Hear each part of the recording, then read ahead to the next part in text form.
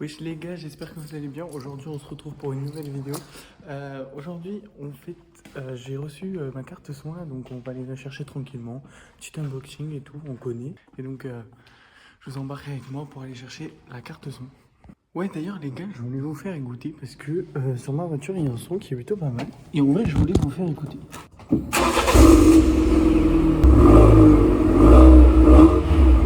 Bah ouais les gars, hein, dites-moi si vous avez kiffé. Moi franchement, en vrai je trouve plutôt pas mal le son en vrai. Moi je kiffe. Ouais les gars, ça y est, on vient de récupérer en point relais là, on vient de récupérer le petit colis. J'ai pas ouvert. De toute façon on attend d'être à l'appart pour ouvrir tout ça. Et voilà, hein. Puis on se retrouve à l'appart les gars. Ouais les gars, du coup on se retrouve à l'appart pour dévoiler ce colis. Aïe aïe aïe, il a l'air énorme. Ok, donc déjà, ça on va le laisser de côté.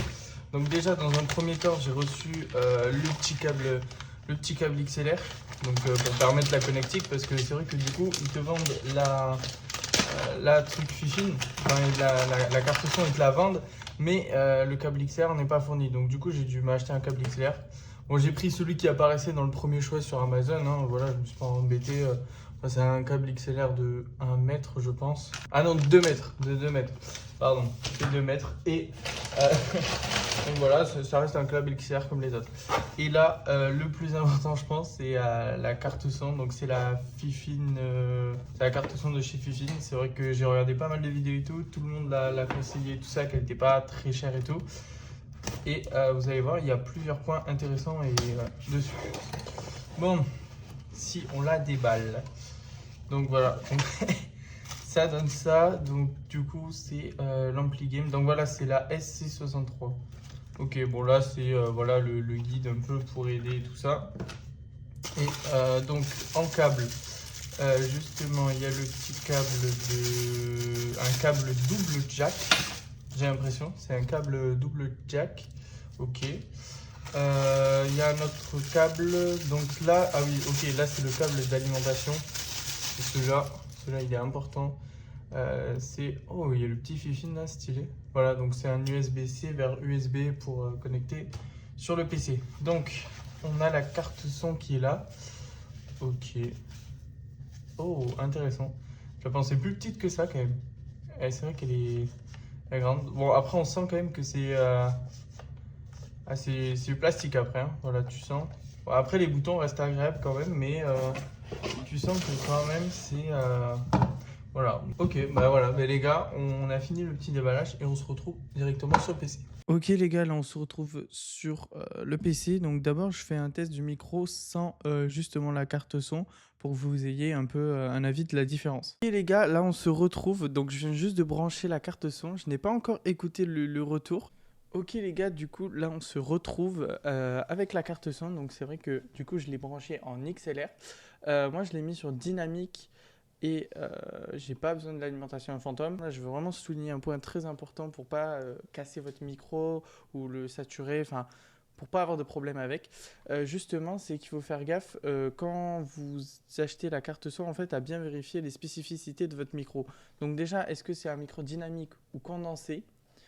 Et est-ce qu'il a besoin d'une alimentation fantôme? Ça, c'est très important de savoir ces deux choses-là parce que ça peut carrément faire casser votre micro, quoi. Donc voilà, donc ensuite on voit l'alimentation fantôme, du coup juste ici, il faudra appuyer ici. C'est vrai que cette carte son elle a quand même pas mal de fonctionnalités, comme par exemple on peut mettre de l'autotune. Donc là voilà, j'ai appuyé, ça s'est activé. Et normalement ça fait une voix avec un peu d'autotune, genre si je fais yeah. Donc voilà. Après, je crois que pour l'enlever, voilà, il faut rester appuyé quelques secondes dessus, le temps que ça se remette comme c'était en RGB. Et sinon, quand c'est activé, en fait, ça apparaît en blanc. Voilà, quand c'est activé. Donc ici, là, on peut voir, il y a Custom A, Custom B, Custom C. Non, Custom A, Custom B, Custom C et Custom D. Donc ça, c'est pour ajouter, par exemple, bah, je sais pas, si tu as un mème que tu veux ajouter, hop, tu es là, tu l'ajoutes. Et si tu veux en pleine partie mettre le même, bah, bam, tu appuies là et il apparaît sur ton live, sur ton stream, sur tes vidéos. Donc ça, si, ça c'est pas mal. Donc après, ici, on peut voir les différents pour régler le son. Par exemple là, hop, si je baisse, on m'entend moins. que du coup ça baisse la qualité du microphone. Et si je la remonte, bah, justement on voit que la qualité, enfin on voit que le son augmente aussi. Donc après c'est pareil, ici il y a les boutons mute. Donc voilà, si je rappuie, vous avez à nouveau ma voix. Donc en passant sur le côté vote, côté droit, donc là ici on peut voir justement ici là c'est pour changer les couleurs. Voilà, si on veut que ça soit full bleu. Voilà, moi j'aimais bien celle du début. Quand on démarrait directement. Voilà, c'était celle-là. Voilà, et enfin le dernier point le plus important, en fait, c'est pour ce que je l'ai acheté, parce que franchement, si on regarde la différence entre avant et après, il n'y en a pas tellement. Mais si j'ai acheté cette carte son, c'est surtout pour les fonctionnalités que ça apporte, donc justement de mettre l'autotune, de mettre les trucs, enfin voilà, c'est vraiment pour gaulerie et tout. Je ne l'ai pas acheté cher, je crois qu'elle coûte actuellement 75 euros sur Amazon, mais avec le Prime, je l'ai eu à 55 euros. Donc voilà. Donc là, ensuite, on a pour changer les voix. Donc là, par exemple, Hop, ça s'active. Là, normalement, je suis censé avoir une voix un peu comme en quête d'action. Voilà. Donc là, ils disent les voix d'hommes. Ensuite, là, on a la voix de femelle, donc des femmes. Ensuite, Ensuite, là, on a une voix de robot. Voilà. En gros, j'ai quand même hâte d'écouter ça. Ensuite, on a une voix de monstre. une voix de bébé, enfin, pour faire le bébé. Et une voix de vieux. Voilà. Et donc, euh, c'est pareil. Donc là, pour annuler, c'est pareil.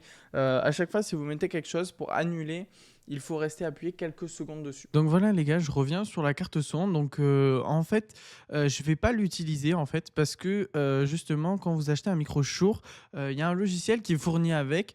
Et donc si vous utilisez la carte son Fifine, justement comme je l'ai fait, donc je vous avertis pour pas que vous fassiez la même erreur.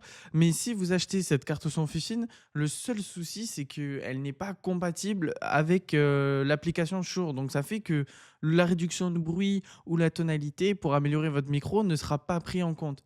Et donc ça, je trouve ça assez dommage quand même. Donc peut-être avec le temps, ça va être pris et donc je vais pouvoir l'utiliser. Mais pour l'instant, je vais l'utiliser pour les trolls ou pour les trucs. Donc voilà, donc c'est juste pour vous dire que les gars, juste avant de l'acheter, vérifiez bien vérifiez bien votre micro, vérifiez bien l'application, vérifiez bien surtout si la carte son Fifine est bien pris en compte. C'était la petite présentation de la carte son Fifine.